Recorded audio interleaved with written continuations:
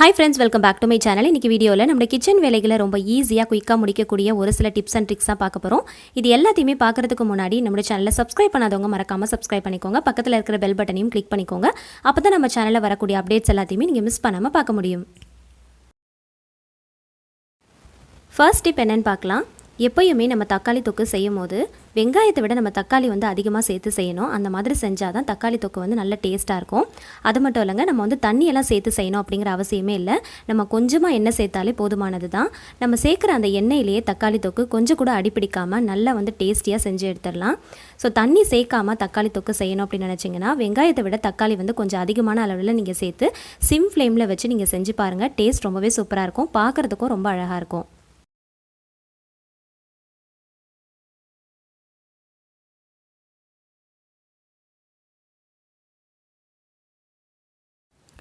அடுத்த டிப்ஸ் என்னென்னு பார்க்கலாம். சானிட்டரி நாப்கின் தான் எடுத்திருக்கேன். அதுக்கு மேலே இருக்கிற ஸ்டிக்கரை மட்டும் நம்ம தனியாக பிரித்து எடுத்துக்கலாம். இது ஸ்டிக் பண்ணுறதுக்கு ரொம்ப வசதியாக இருக்கும், அதனால தான் நான் நாப்கின் எடுத்திருக்கேன். இதில் வாசனைக்காக 1/4 மூடி அளவுக்கு மட்டும் கம்ஃபர்ட் சேர்த்துக்கலாம். உங்களுக்கு எந்த அளவுக்கு வாசனை தேவைப்படுதுன்னு நினைக்கிறீங்களோ அந்த அளவுக்கு சேர்த்துக்கோங்க. 1/4 மூடி சேர்த்தாலே நல்லா வாசனையாக இருக்கும். இது கொஞ்சம் நேரத்தில் பார்த்திங்கன்னா நல்லா அப்சர்வ் பண்ணிக்கும். இப்போ இதை டாய்லெட்டில் ஃப்ளஷ் பண்ணுற அந்த டேங்க்குடைய சைடில் கண்ணுக்கு மறைவான இடத்துல பார்த்து நீங்கள் ஸ்டிக் பண்ணிக்கோங்க. இந்த மாதிரி ஸ்டிக் பண்ணிட்டோம் அப்படின்னா நம்ம எப்போல்லாம் டாய்லெட் ஓப்பன் பண்ணுறோமோ அப்போல்லாம் டாய்லெட் நல்ல வாசனையாக இருக்கும். இந்த இடம் மட்டும் இல்லைங்க, உங்களுக்கு எந்த இடத்துலலாம் நல்ல வாசனையாக இருக்கும்னு நினைக்கிறீங்களோ அந்த மாதிரி இடத்துலலாம் இந்த மாதிரி நீங்கள் ஊற்றிட்டு கண்ணுக்கு மறைவான இடத்துல நீங்கள் ஸ்டிக் பண்ணிட்டீங்க அப்படின்னா நல்லா வாசனையாக இருக்கும். அடுத்த டிப்ஸ் என்னென்னு பார்க்கலாம். நம்ம டெய்லி யூஸ் பண்ணுற வாஷ் பேஷனில் உள்ளே இருக்கிற அந்த ஃபில்டரில் பார்த்திங்கன்னா கார்னரில் மட்டும் நிறைய அழுக்குகள் படிஞ்சிருக்கும். அதை எப்படி க்ளீன் பண்ணலாம் அப்படிங்கிறத பார்க்கலாம். இதுக்காக நான் கொஞ்சமாக கோல்கேட் எடுத்திருக்கேன். நீங்கள் எந்த டூத் பேஸ்ட் யூஸ் பண்ணுறீங்களோ அந்த டூத் பேஸ்ட் நீங்கள் எடுத்துக்கலாம். கோல்கேட் எடுத்தீங்க அப்படின்னா ரொம்பவே பெஸ்ட்டாக இருக்கும். க்ளீனிங் பர்பஸ்க்கு கோல்கேட் நல்லா ஒர்க் அவுட் ஆகும். ஃபுல்லாக பார்த்திங்கன்னா இந்த மாதிரி நல்லா ஸ்ப்ரெட் பண்ணி நல்லா தேய்ச்சி விட்டுக்கோங்க. தேய்ச்சிட்டு ஒரு 15 மினிட்ஸுக்கு நம்ம அப்படியே விட்டுறலாம். ஒரு 15 மினிட்ஸ் கழிச்சுட்டு பழைய டூத் ப்ரஷ் இருந்துச்சு அப்படின்னா அதை லைட்டாக தண்ணி தெளிச்சுட்டு நல்லா தேய்ச்சி விட்டுட்டு வாஷ் பண்ணிங்க அப்படின்னா அது உள்ளே இருக்கிற அந்த கரைகள் எல்லாம் பார்த்திங்கன்னா ரொம்ப ஈஸியாக க்ளீன் பண்ணி எடுத்துடலாம். நல்ல பலன்னு புதுசு போல் ஆகிடும். ஸோ இந்த மாதிரி நீங்கள் ட்ரை பண்ணி பாருங்கள். அந்த கார்னரில் இருக்கிற அழுக்குகள் எல்லாமே ரொம்ப ஈஸியாக க்ளீன் பண்ணிடலாம். அடுத்த டிப்ஸ் என்னென்னு பார்க்கலாம். வீட்டில் ஏதாவது ஒரு இடத்துல கை தவறி ஆயில் சிந்திருச்சு அப்படின்னா ரொம்ப ஈஸியாக எப்படி க்ளீன் பண்ணலாம் அப்படிங்கிறத பார்க்கலாம். அந்த ஆயிலுக்கு மேலே லைட்டாக உப்பு தூவி விட்டுக்கலாம். அதுக்கு மேலே நான் கோதுமை மாவு கொஞ்சமாக தூவி விட்டுருக்கேன். கோதுமை மாவு இல்லை அப்படின்னா அரிசி மாவு, மைதா மாவு எது வேணாலும் நீங்கள் யூஸ் பண்ணிக்கலாம். தூவிட்டு கொஞ்ச நேரத்திலேயே அந்த இடத்துல துணியை வச்சு நீங்கள் க்ளீன் பண்ணிங்க அப்படின்னா ரொம்ப ஈஸியாக க்ளீன் பண்ணி எடுத்துடலாம். அந்த இடத்துல கொஞ்சம் கூட அந்த ஆயில் பிசு தன்மை இருக்கவே இருக்காது. ரொம்ப ஈஸியாக க்ளீன் பண்ணிடலாம். மிக்ஸி ஜாரில் ஒரு 1/2 கப் அளவுக்கு மட்டும் அரிசி மாவு எடுத்திருக்கேன். எந்த கப்பில் நம்ம மாவு எடுக்கிறோமோ அந்த கப்பில் 3 பங்கு அளவுக்கு வாட்டர் ஆட் பண்ணிக்கோங்க. ஆட் பண்ணதுக்கப்புறமா மிக்ஸி ஜாரை க்ளோஸ் பண்ணிவிட்டு ஒரு 3 செகண்ட்ஸ்க்கு மட்டும் நல்லா அரைச்சி எடுத்துகிட்டு வந்துடலாம். இந்த மாவு நல்ல தண்ணியான பதத்துக்கு இருக்கணும், கட்டியெல்லாம் இருக்கவே கூடாது. ஒரு பவுலுக்கு மாற்றி ட்ரான்ஸ்ஃபர் பண்ணிக்கலாம். நீங்கள் எந்த கப்பில் மாவு எடுக்கிறீங்களோ அதே கப்பில் 3 பங்கு அளவுக்கு தண்ணி சேர்த்திங்க அப்படின்னா கரெக்டான இந்த பதத்துக்கு வந்துடும். இது கூடவே நறுக்கின வெங்காயம், பச்சை மிளகா, கருவேப்பிலை, கொத்தமல்லி ஏதாவது ஒரு வெஜிடபிளை நீங்கள் துருவிட்டு சேர்த்துக்கோங்க. கட் பண்ணிட்டு சேர்க்குறத விட துருவிட்டு சேர்த்தோம் அப்படின்னா நம்ம சாப்பிட்றதுக்கு ரொம்ப ஈஸியாக இருக்கும். குழந்தைங்களுக்கும் ரொம்ப வசதியாக இருக்கும். இது கூடவே நறுக்கின இஞ்சியும் கொஞ்சமாக சேர்த்துருக்கேன். தேவையான அளவுக்கு உப்பு சேர்த்துட்டு நல்லா மிக்ஸ் பண்ணி விட்டுக்கலாம். மிக்ஸ் பண்ணதுக்கப்புறமா ஒரு 10 நிமிஷத்துக்கு அப்படியே விட்டுடலாம்.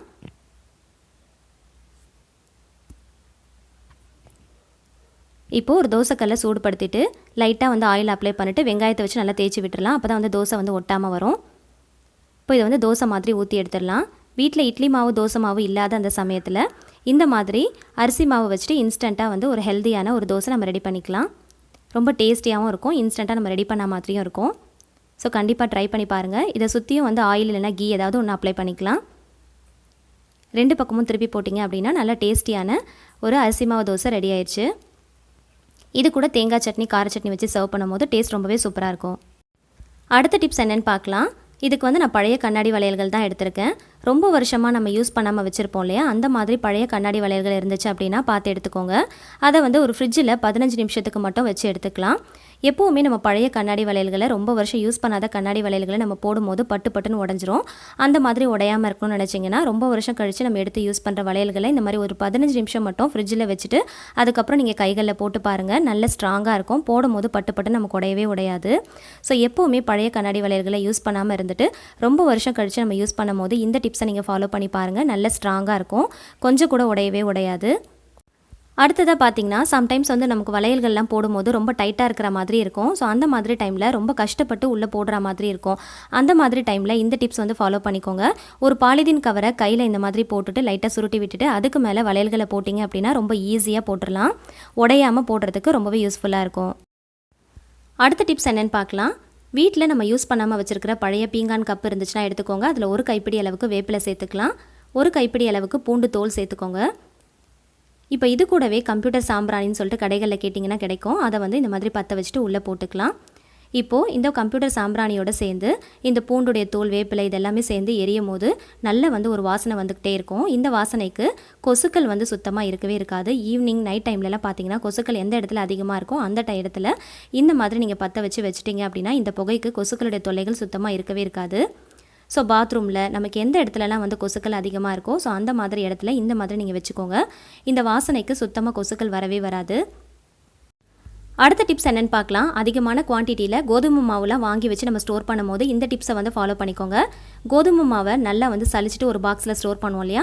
ஸோ ஸ்டோர் பண்ணும்போது மேலே வந்து கல் உப்பு அப்படி இல்லைன்னா இந்த மாதிரி சால்ட் வந்து தூவி விட்டுக்கலாம். அதுக்கு மேலே இந்த மாதிரி ஒரு 7லேருந்து ஒரு 8 மிளகு வந்து ஃபுல்லாக தூவி விட்டுட்டு நீங்கள் க்ளோஸ் பண்ணிவிட்டு யூஸ் பண்ணிங்க அப்படின்னா ரொம்ப நாள் ஆனாலும் வண்டு வரவே வராது. இந்த காரத்தன்மைக்கு வண்டுகள் வராமல் ரொம்ப நாளைக்கு வச்சு ஸ்டோர் பண்ணி யூஸ் பண்ணிக்கலாம்.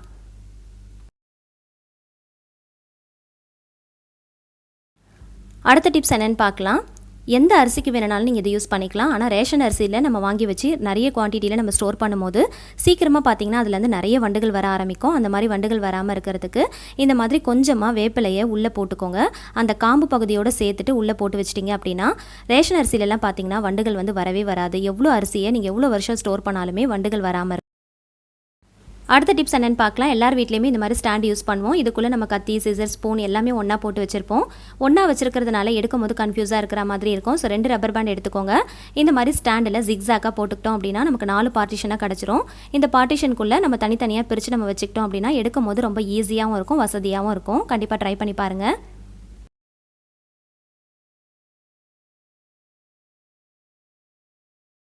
இந்த வீடியோவில் நான் ஷேர் பண்ணியிருக்கிற எல்லா டிப்ஸுமே உங்களுக்கு ரொம்பவே யூஸ்ஃபுல்லாக இருக்கும்னு நினைக்கிறேன். வீடியோ பிடிச்சிருந்துச்சுன்னா மறக்காமல் லைக் பண்ணுங்கள். உங்கள் ஃப்ரெண்ட்ஸ் அண்ட் ஃபேமிலிஸ் கூட ஷேர் பண்ணிக்கோங்க. கண்டிப்பாக நீங்களும் ட்ரை பண்ணி பார்த்துட்டு மறக்காமல் கமெண்ட் பண்ணுங்கள். இந்த டிப்ஸில் உங்களுக்கு எந்த டிப்ஸ் ரொம்ப பிடிச்சிருந்துச்சுன்னு மறக்காமல் கமெண்ட்டில் சொல்லுங்கள். நம்மளோட சேனலை சப்ஸ்கிரைப் பண்ணாமல் பார்த்துட்டு இருக்கீங்கன்னா மறக்காமல் சப்ஸ்கிரைப் பண்ணிட்டு தொடர்ந்து சப்போர்ட் பண்ணுங்கள். Thank you so much. கீப் வாட்சிங்.